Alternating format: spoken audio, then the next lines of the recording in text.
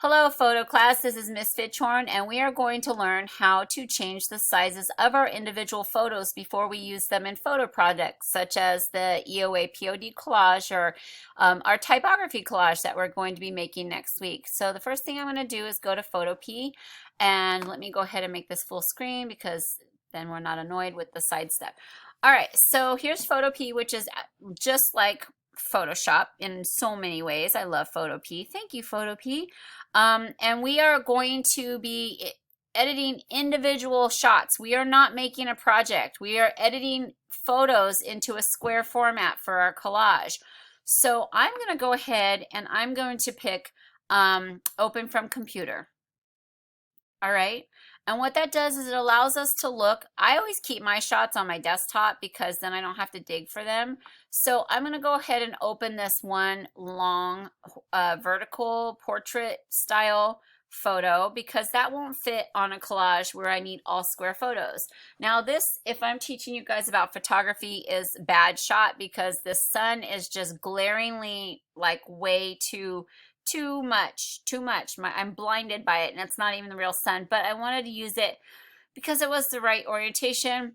And we'll see a little bit about filters. I'm going to give you a sneak peek, but listen, do not put filters on any photo. We need an original collage, no filters yet. I'm going to show you filters soon. When you just want to learn how to scale photos.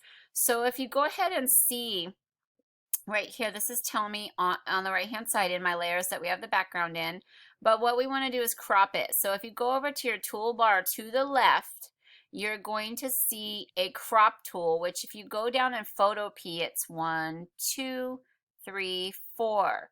There's 4 down, and if you hover over it, it says crop tool, but there's also a shortcut. Notice it says the little C in parentheses.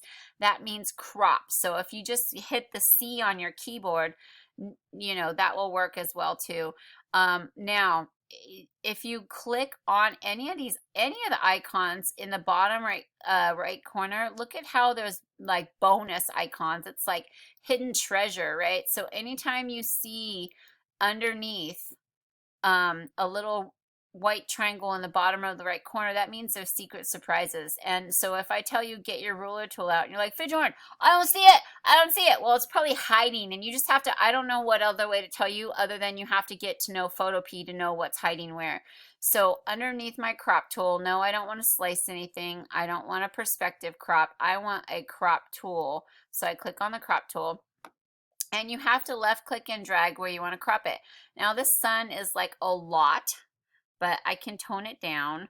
But I think the most interesting part of this line is I can't show this as line unless like if I crop it like from here down, it's just going to show dirt and dirt.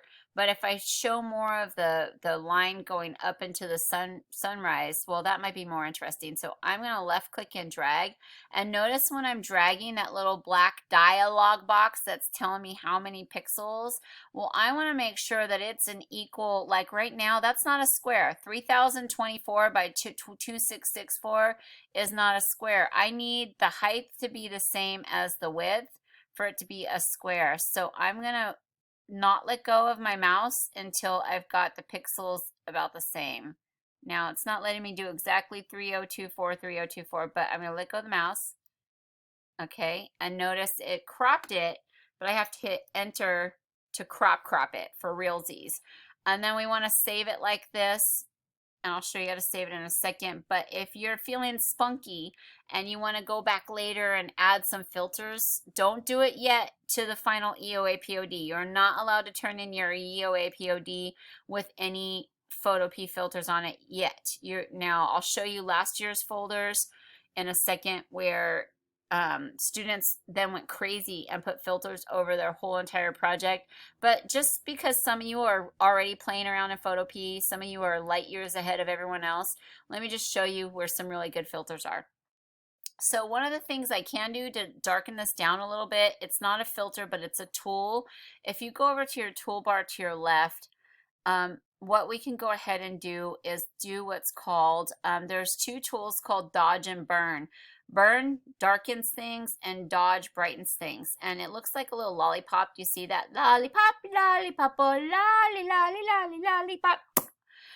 It's over here in the left-hand side, that's the dodge tool. That's to make things brighter. We don't need to make things brighter, but if you look, the secret surprise, left click on it and hold that click, you'll see something called a burn tool, and it kind of looks like a crypt sign or something, like it's a hand going like this. I don't know why this represents burn. I have no idea, but I'm gonna click the burn tool, and you'll notice it's like this little crosshair. Well, that's small. We want this big to fill this whole sun. So in your panel or your dashboard, notice this is telling me that I'm on the burn tool. It's the crypt sign. And it's right here telling me that it's only 15 pixels big. We want to make that puppy like gigantor. Let's see. That's about it. We don't want a super, like if you put it at 100% hardness, that burn tool is going to burn a perfect circle. We want a blend. We want like makeup brush blending. We want a nice soft brush. So I always put it at 0%. All right. And make sure your pixels are good. And then right now I'm not interested in showing you the texture brushes right now, okay? And then I always put my exposure, like start off kind of low, because if we start darkening things like too much too soon, it'll get like Black Hole Sun. Has anybody listened to Soundgarden, Black Hole Sun? Anyone else besides me love that song? Okay. So anyways, watch what happens. Like you can start, I don't know if it's gonna necessarily work in here. Sorry, my mouse is sticking to my desk. I don't have one of those mousey pads. Well, it's not doing a very good job, you guys, and I don't know if it's like because of my mouse or if I suck. But you can see where it's trying to, like if I left click, you can see where it starts darkening. Yeah, see where I left clicked in the middle of the sky and it turned it dark blue. But it, oh, that's right there what that tool does. The burn tool does make things darker, and I'm trying to like tone this down a little bit. And that's just like too much. You can see my mouse is like really sticking. And what I was trying to do is left click and drag and to darken up this sun over here, but it's just not working. My mouse is like sticking to my desk. So let's just move forward though and show you some filters. Maybe that'll work. If you don't like the way you've done something, you're like, Fidgehorn, this stinks. Like, how do I stop this? There's two ways to go backwards. Command Z is your best friend, but you can only go back so far in Command Z. Now, once you've gone to where it stops Command Z and backwards, there's something called history. Notice the history panel right here is telling me that I burnt something, I burnt something, I burnt something, I burnt something. You can go back so many steps in history. If you're like, Fidgehorn, I don't have a history window. Where's my history window? Help me, help me, help me! Well, then what you do is you go to your Windows, you find it in your Windows. He's probably hanging out in Windows with his pals over here. I go to my Windows and I go, doo-doo-doo-doo-doo-doo. Oh, there's history. Ta-da! And if you click on it, the little dude will pop up over here. Mr. History will show up in your dock. All right, your windows are where if ever you're missing something in your panels, it's under your windows. This is considered a window or a panel, and it's in your dock. Okay, let's move forward. Let's look at some filters. So if I go up to my filters, you can go ahead and go into a filter gallery. All right, that's one way to do things. And when you click on your filter gallery, get ready. Maybe. Okay, that's not what I want for my filter gallery. What the heck happened here? It's showing me that I'm in glowing edges, but you can choose paint daubs. Maybe. Sorry, you guys, my computer is working hecka slow. I'm trying to pick a different filter. That's not representing my photo very well. You can try different filters that way, or I'm gonna go ahead and I'm gonna just like not click OK because this is not good filters for me. So I'm going to show you other filters. Sorry, I got little hiccups going by closing out this window. And so there's filters there, but those are more like artistic filters. So we need to look for other ways to create filters. And so what I'm going to go ahead and do is I'm going to show you, let's go ahead and go down here where we can find some adjustments. All right, Now you can find that up here in image adjustments also. So they're not typical filters where they don't make it look like a painting. They're filters, the image adjustments are where you change the vibrance, the saturation, the color balance. You can make them black and white.